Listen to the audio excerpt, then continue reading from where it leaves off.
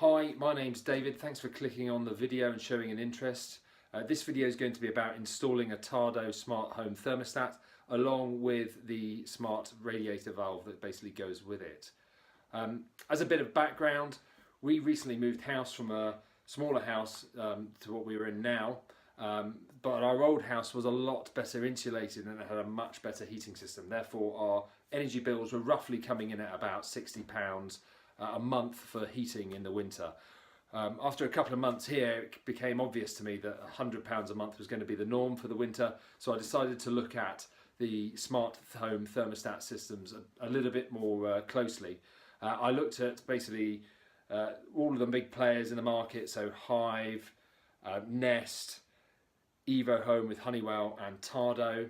I briefly looked at Lightwave, but I'd had experience with them in the house that we rented before and I wasn't too happy with them, so I took into account those four systems. The Nest and Hive systems were quite similar, but they were literally just the smart home thermostat, so I wasn't interested in that.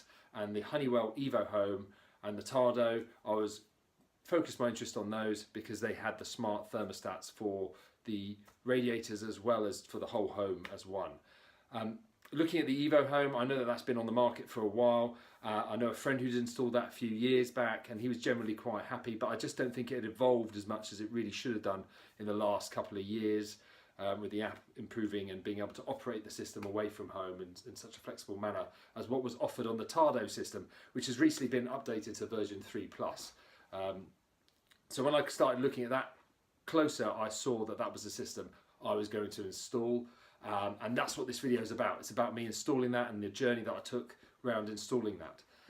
Also, if you are interested in it and you do, at the end of this video, and you do want to actually purchase it, I've got a link to actually purchase it through here, and that's as a referral scheme, so I'll be appreciative if you did that. That'd be great. Okay, as I mentioned, I've got the smart thermostat starter kit. You know it's a starter kit because it says starter kit on it.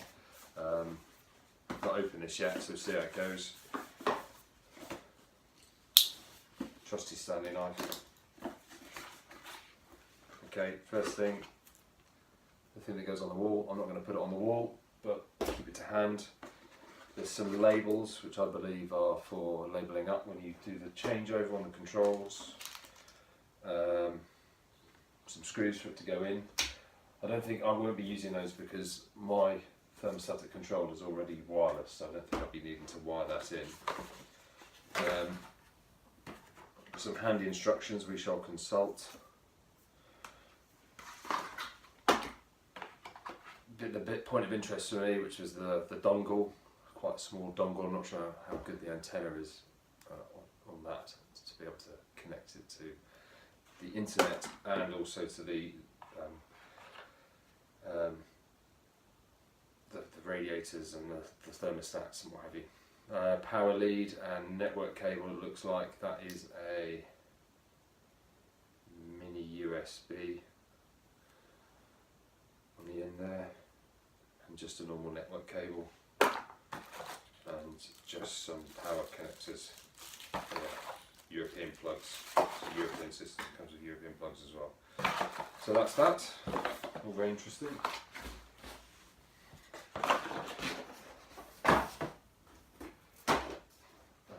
This is what I was talking about, the extension kit they call it, sorry. Smart extension kit, wireless receiver, dual relay programmer, which I actually had to have because I had the remote controlled thermostat already. It's a Honeywell system I'll be replacing, we'll see it later. It's all very smart packaging, obviously taking some inspiration from Apple or someone. Presents the product quite nicely. There we go. That apparently will fit straight over my programmer. It's obviously got some QR code there for when I set it up. Oh, some wall plugs, some kind of bracket there, wiring block, more wiring, looks ominous. I'm quite handy on DIY, but I don't want to do too much wiring. I'm hoping I'll be able to just change over a couple of wires be done with it, but that's it. No, there's nothing else without any great excitement. Whilst I'm at it, let's do the radiator valve. Smart thermostat radiator vertical. So I've got a vertical radiator valves on mine. Get a horizontal one, pick them out of the wall, go to the top. Okay. There's the actual important bit, and then you've got, interestingly, loads of adapters there to go on the different types of TRV you can get. And it's got a QR code on there to actually set up the device. So what I'm going to do now, I'll have a little bit of a read of the instructions, see if it's straightforward to go, and then let's have a go at installing this. Let's hopefully not break the hot water system or the heating system. So in order to install the product, you need to basically scan the QR codes that are in the booklet there. There really aren't any instructions whatsoever. So you scan the QR code. I've got an iPad, so it pops up and takes you straight there to the App Store, where you just simply download it. So you download the app. I've sped this up because it takes quite a while. Open it up, then you've got to create your username account. There's all my details going in there, and you also have to provide your address and contact details, which I've not shown because I want to keep my privacy, but you put in your device details. Let it send you notifications, and then say you want to add a device.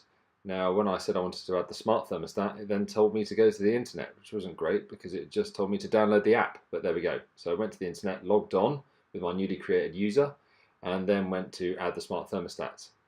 Tells you where to find the information you need to stick in, the serial number and the authorization code. They're right next to the QR code, so you pop that information in. I'm not going to show you, obviously. And here's some on-screen instructions about linking the bridge up to your router. You can get the power off the router as well using the USB. So here's me fumbling around trying to plug it into the back of my USB on top of a cupboard, which is quite awkward. Don't have a very long set of cables here, so hopefully you've got a spare Ethernet on the back of your router. Luckily I have. Thankfully, it started talking to the cloud, so it's working. Okay, so back on the internet now, and you can see that the bridge has now connected, which is great. We can move on to the next stage, which is registering the actual thermostat. So we put in the details there, the serial numbers and authorization codes like we did before. Okay, so I'm dealing with a smart thermostat here. It's just told me on the app to remove the back plate, which I have done. Just pull it out from the back there. You can see you've got the QR code in the back, and this is what it's telling me to remove, which is probably just one of those tabs to do with, oh, look at that. They've even given me 3 Duracell batteries. It's very generous of them, isn't it? So that should now be working. Well, it was expensive enough. So that's now working. And I'm just looking on my app here, and it says that it's press the button for 3 seconds to start pairing. 1, 2, 3. It's gone into pairing mode. Did that little link.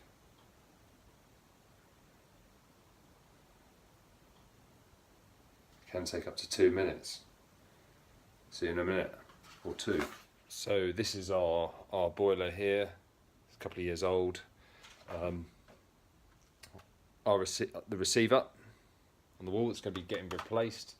All the wiring goes up into, well, that's my ladder, but you can see you've got the pump there, and a couple of two-way valves that basically operate I believe, either the hot water circuit or the central heating circuit, and then of course all the return valves, gas pipes and what have you.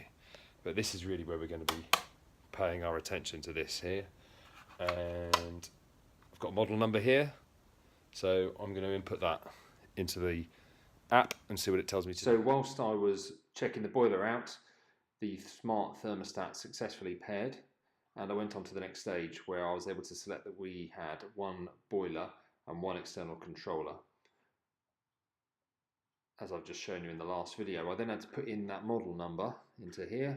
It's a Honeywell system, so that was quite straightforward. And this is quite a clever bit, that as you input the data, it presents you with options and pictures of what they may actually look like. So it helps you narrow down and make sure that you've got exactly the right model that you're going to configure for the system. And there we go, I selected mine and moved on to the next stage, where you then have to select your boiler, which again was fairly straightforward because it was a Worcester boiler and it had the details of the model actually on the front of the boiler, so very straightforward. And again, it narrows it down for you as you type in the details, and you're left with a series of pictures that you get to choose from. Worcester have got lots of different variants of the CDI models, so you have to be quite particular in which one you select, and this could be the case with your boiler as well. So a little bit of deduction required. Eventually I found mine and I selected it, moved on to the next stage, where you have to confirm that this is your controller and this is your boiler.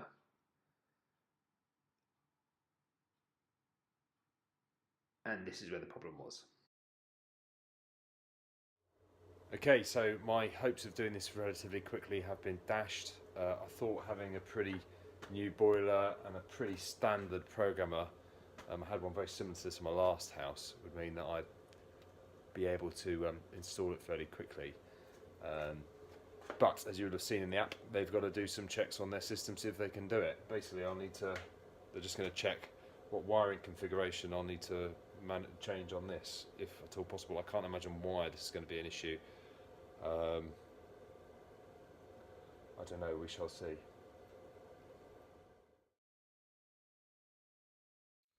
Hi, so a couple of days have passed since Sunday evening, and I've received a number of emails from the Tado people helping me with their support. There were just a few clarifications about the system that we've got installed, and particularly the hot water tank sensor. They wanted to know the details about that, which I then passed on a picture of, and then they've come back and they said that they've now updated all the installation instructions, so let's see what they are telling me to do. So back on the website, I've now actually got some instructions to follow to first of all install the smart thermostat, which is really easy. It is simply just a case of sticking it on the wall somewhere where it's going to be useful, easy to reach, and it's going to pick up the heat of the room, the house. I opted to just stick it on the wall with the supplied adhesive strips, and it just clicks in there easy enough, and you can unclip it and take it somewhere else in the house if you want to. So really straightforward. Done in about 5 minutes. You've then got to install the extension kit, which is where it gets a little bit more complicated. First things first, make sure you turn off that boiler. Okay, so I've just isolated the boiler. Luckily it's all on one spur there, so as I previously noted, that's now turned off the controller, and I've checked that with a multimeter as well, and there's no voltage going through there. You've now got to take off your controller unit. Hopefully you can do that quite easily, and you've got plenty of room to work around the boiler or whatever you've got installed there. Again, check the power with your multimeter, not with one of these simple electrician screwdrivers, but use a proper multimeter. And you've got to document the existing wiring, and they give you some examples here. It's simply just a case of selecting where the wires are. Mine were neutral, live, and in 3 and 4, and labeling them with the labels that they handily provided with you. So you've got it there for future reference, because you're going to disconnect it all. So label those up and stick the tags on to the wires. That they even show you that in the diagram, which is very handy of you. And you disconnect them, and basically for me I was reconnecting them in exactly the same place as on the new back plate. Okay, so I've just taken off the old one. It's pretty straightforward this. Basically I'm just connecting up the live and neutral wires, earth wire to here, slightly different position, and then 3 and 4, up to 3 and 4's there, so very straightforward. You might be tempted to just keep the original back plate if it looks similar, but don't. Just change it over for the new one, because although they're supposed to be the same meter standard, they invariably do not fit each other. So just don't mess about with that, just change it over. So here are the instructions for putting on the new control unit or the receiver unit for the Tado system. You may have to do a bit of rewiring in terms of rerouting the wiring, but I didn't. It was all there. It was all fairly neat, as you can see. Don't forget to remove the little tab for where the cables come in through the bottom, otherwise you can be stuck. And don't forget to wire up the earth wire as well, and that might not be in the same place it was on the original backplate that you've just taken off. The other thing to pay attention to is the jumper unit, and make sure that you've got that pushed into the correct setting that they're showing you here. I had to make sure that I had it over the dot over the number 2 before I mounted it back on to the wall. Okay, everything's now rewired with the new plate on, so I'm going to put the extension kit on and pair it. So put your receiver unit onto your new back plate and do the little screw at the bottom so it doesn't fall off. Turn everything back on and then click the pairing button on the top of the receiver unit and the pairing button on your bridge as well, which is with your router. Okay, now I'm just going to switch the boiler on. You can see there the lights flashing, so put it down and put it into pairing mode. There it goes, pairing mode is on. I'm going to go and do pairing mode on the bridge that's up on my router. So after it's successfully paired, you'll move on to the next stage where you have to set up the boiler to work with the Tado system in case you've got any programmers or other features on your boiler. I luckily didn't. Okay, so programming the boiler is pretty straightforward. I don't have a timer, so nothing to worry about there. I've got it turned up to maximum on the radiators, so I'm just going to leave that alone. So everything's now done, and if I click proceed, congratulations, the install's complete, which is fantastic. I think I could have probably got that all done within a couple of hours if I hadn't had to break for a couple of days to talk to Tado, which is a bit disappointing, but all in all very straightforward and actually very well designed in terms of the instructions to get you through the installation itself. So I'm quite impressed with that. If you're not interested in the thermostatic valves for the radiators, you can stop watching now. If you are, here's a little bit of video about installing those. Okay, so you join me down here on the floor with the dog, George. This is his favourite place to lie down because he gets a bit of heat off this radiator, which is the hallway radiator. What I'm actually going to do is install it on this and just to see if it works, and then I'm going to put it in the room that we don't use that often. The reason I'm not doing that straight away is it's quite difficult to install there. It's tucked down behind some cabinets, so this is a lot easier for me to film. Anyway, what you need to do is remove the TRV. We've got a TRV here. It's basically got a collar underneath it, which you can basically unscrew. When you unscrew it, the heating's on at the moment, so you can hear it heating up there. You then get a series of adapters to basically work with the Tado system. And it's all about screwing one of these on. Also, there's a bit of wrap around the actual unit itself. We'll take that off. And also another one of these stickers to go on your book for like your collection. I'll stick that there for the moment. Okay, I'll just come back in a minute once I've installed it using one of the correct adapters. So like everything with Tado, you have to install it using the app or the website. Just go into devices, add a device. You then select what you're adding. So we're adding a smart radiator thermostat, and it gives you all the instructions, which is great. So just simply follow. Just a case of scanning that QR code. So it's just registering that device with my system.